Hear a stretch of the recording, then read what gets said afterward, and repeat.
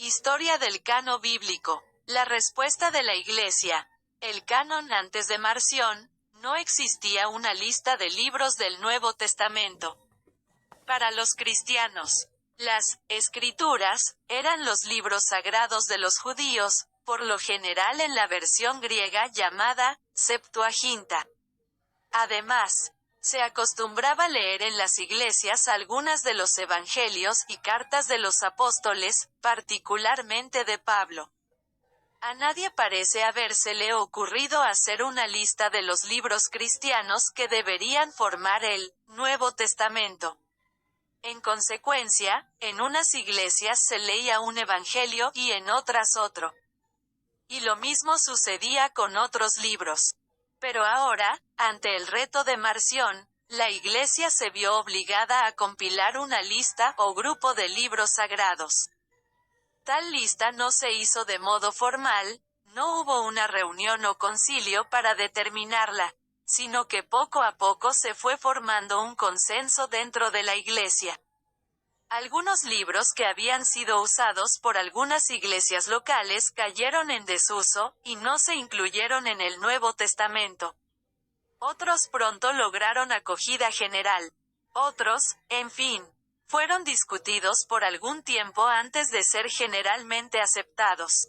Acerca del Antiguo Testamento, todos, excepto los gnósticos y los marcionistas, concordaban en que debía formar parte de las Escrituras.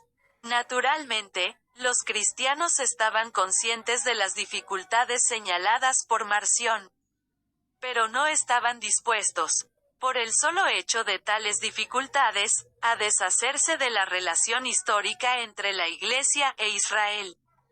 La fe cristiana no era algo nuevo en el sentido de que Dios no hubiera estado preparando el camino para su advenimiento.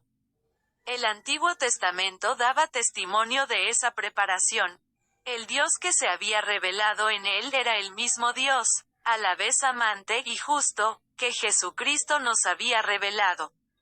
La fe cristiana era la consumación de la esperanza de Israel, y no una repentina aparición del cielo. En cuanto a lo que hoy llamamos el Nuevo Testamento, los libros que primero encontraron acogida general fueron los Evangelios.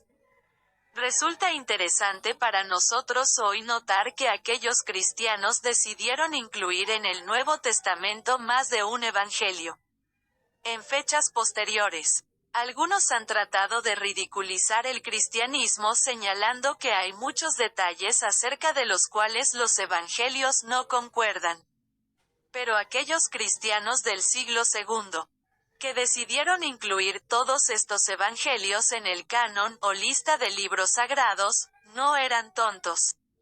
Ellos estaban conscientes de que los diversos evangelios eran distintos. Si no lo hubieran sabido, no habrían tenido razón alguna para incluir más de uno. Tasiano, el mismo a quien hemos citado en el capítulo anterior, compuso una compilación de los 4 evangelios. Pero su obra solo halló acogida en la Iglesia de Siria, donde fue utilizada por algún tiempo. ¿Por qué entonces se incluyeron estos 4 libros? Cuando las diferencias entre ellos podían prestarse a críticas y controversias, la respuesta es que la Iglesia estaba enfrentándose al reto de los gnósticos y de Marción.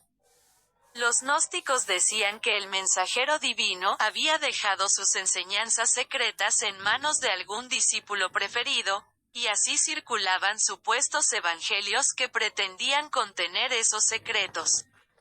Uno de ellos, por ejemplo, es el Evangelio de Santo Tomás.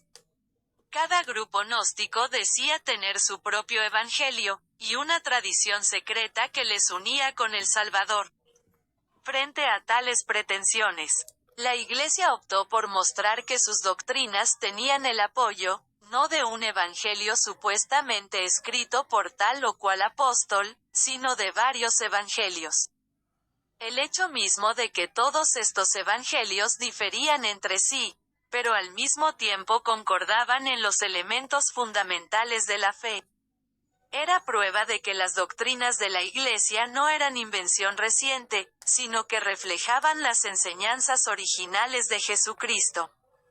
De igual modo, mientras Marción pretendía que el Evangelio original era el de Lucas, al cual había que restarle cualquier influencia judía, la Iglesia respondía señalando hacia 4 evangelios, escritos cada uno desde un punto de vista particular, pero opuestos todos a las enseñanzas de Marción.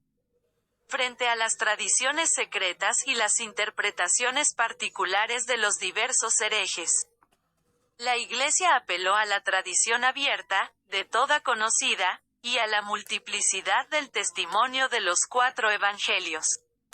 Junto a los evangelios, el libro de Hechos y las epístolas paulinas lograron aceptación general desde fecha muy temprana. Otros libros, tales como el Apocalipsis, la tercera epístola de Juan, y la epístola de Judas, tardaron más tiempo en ser universalmente aceptados.